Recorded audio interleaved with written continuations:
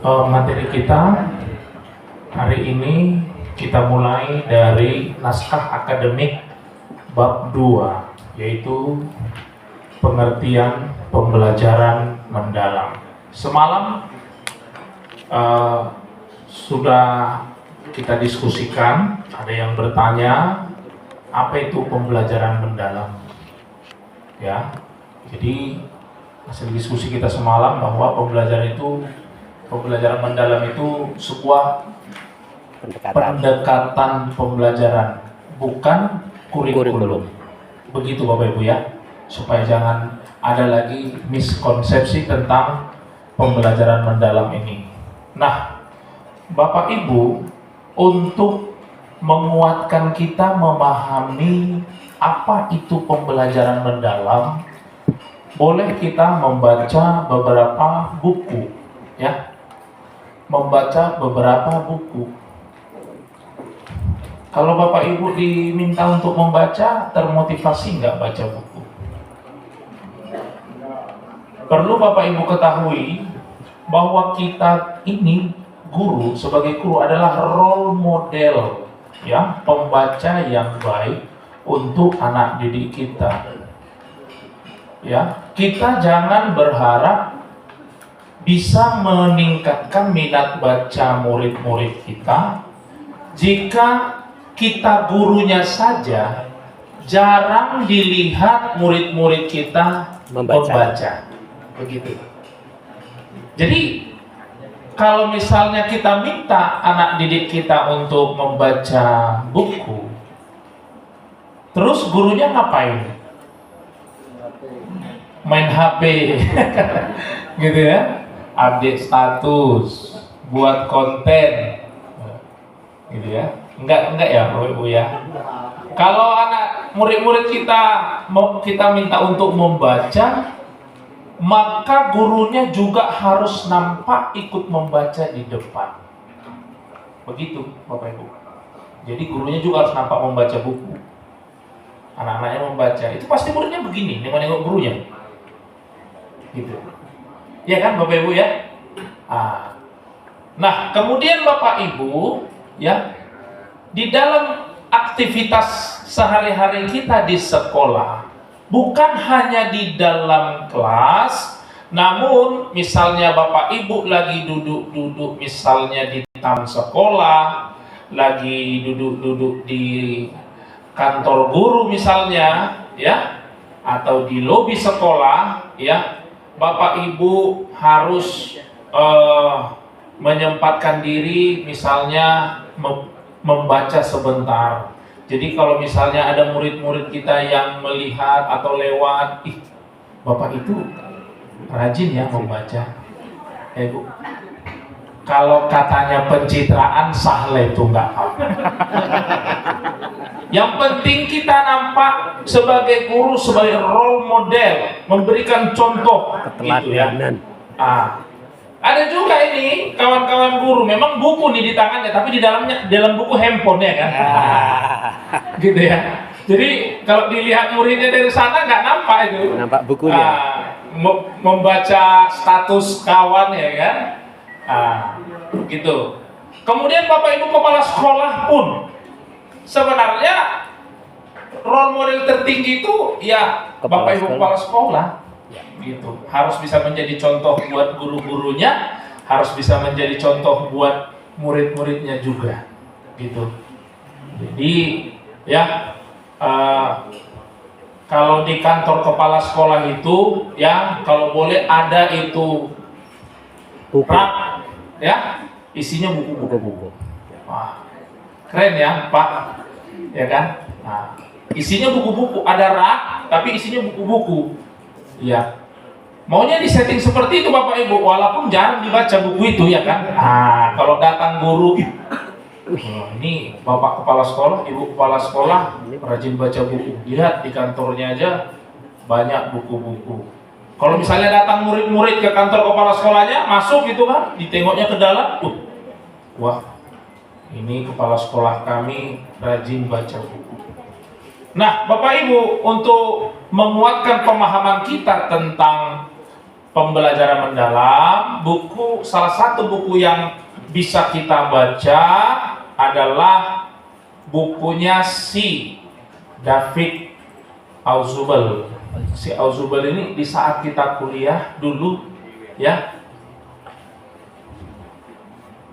meaningful verbal learning ya.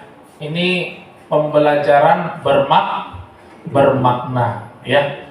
Di saat kuliah ini sering ini disampaikan oleh para dosen-dosen kita ya, pembelajaran bermakna. Ini nanti bukunya saya share nanti Bapak Ibu ke grup ya. Kemudian yang kedua, bukunya si Craig Hassett dan Richard Chambers, Mindful Learning, pembelajaran berkesadaran ya, pembelajaran berkesadaran.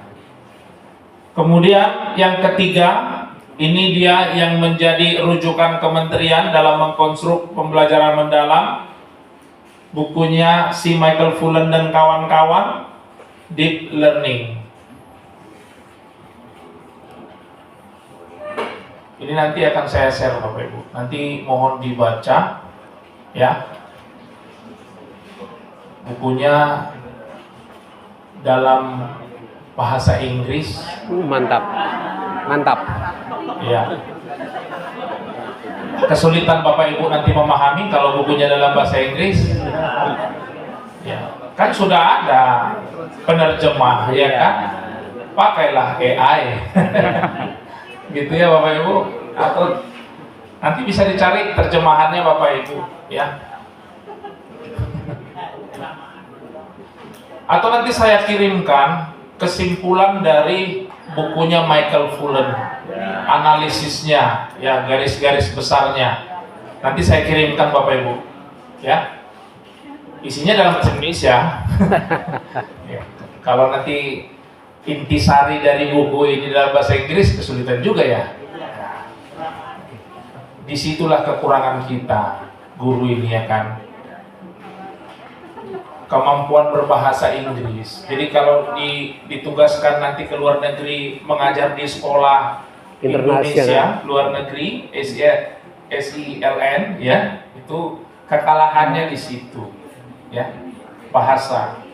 Tapi kita jangan berkecil hati ya, karena bahasa Indonesia juga sudah diakui menjadi salah satu bahasa internasional karena sudah setara dengan bahasa Inggris dan bahasa-bahasa internasional lainnya.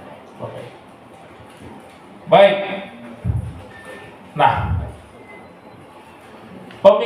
pemikiran kedua tokoh ini Bapak Ibu banyak memberikan sumbangan terhadap naskah akademik pembelajaran mendalam, yaitu Kiai Haji Ahmad Dahlan dan Ki Hajar Dewantara.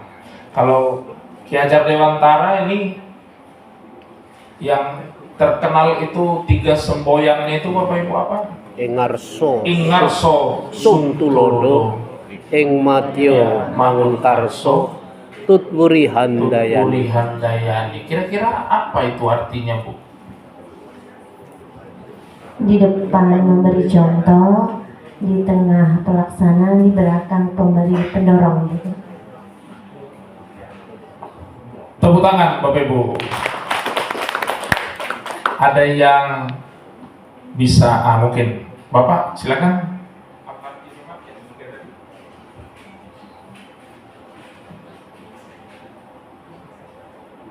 Yang ini Pak. Oh iya. Ngarso Suntulodo ini kan kayak bahasa Jawa gitu lah ya. Iya. Jawa tapi udah kelamaan di Kalimantan. Jadi besarnya di Kalimantan. Tapi untuk bahasa Jawa itu bisa, tetapi yang kasar-kasar.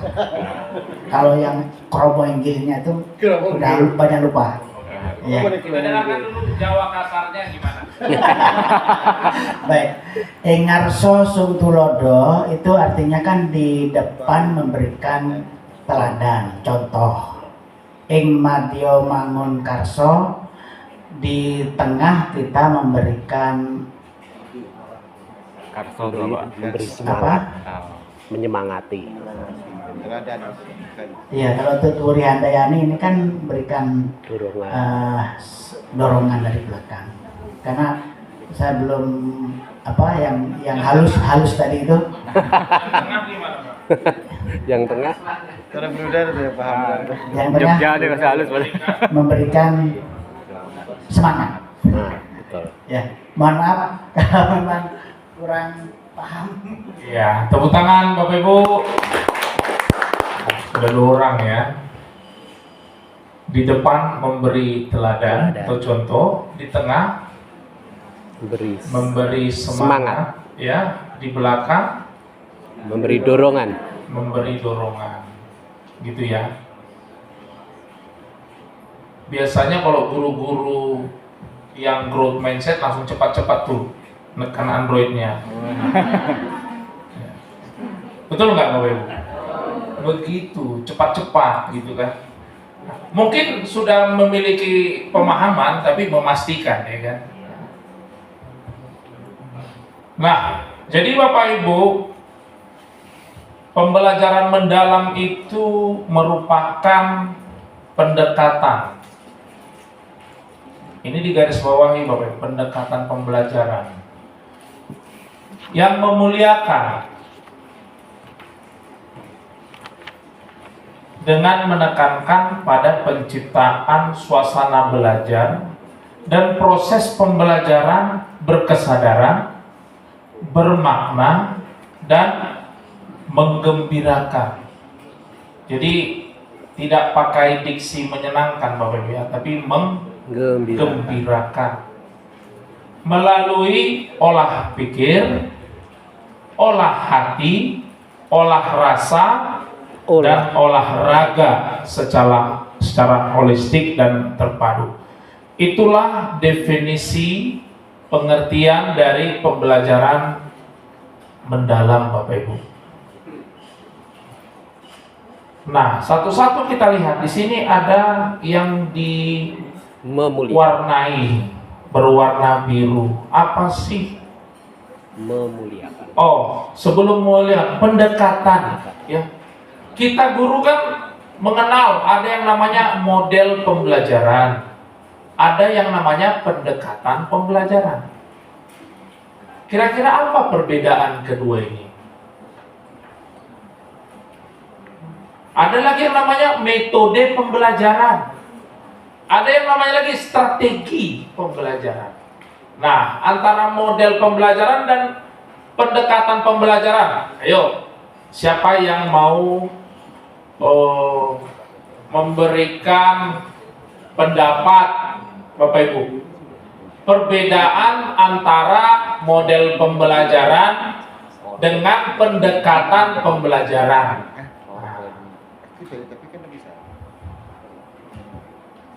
Siapa kira-kira yang bisa Bapak Ibu? Kalau salah atau kurang tepat pun nggak apa-apa.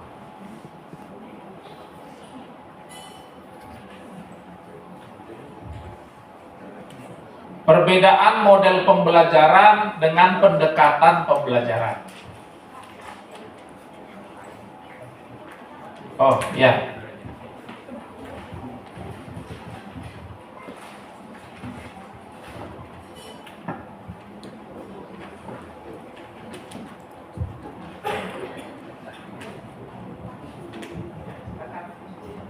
Model pembelajaran dan pendekatan pembelajaran adalah 2 konsep penting dalam dunia pendidikan. Pendidikan pembelajaran adalah cara pandang atau sudut pandang guru terhadap proses pembelajaran. Sementara model pembelajaran adalah kerangka atau rancangan yang lebih spesifik tentang bagaimana proses pembelajaran akan dilaksanakan, termasuk langkah-langkah konkret yang akan diambil.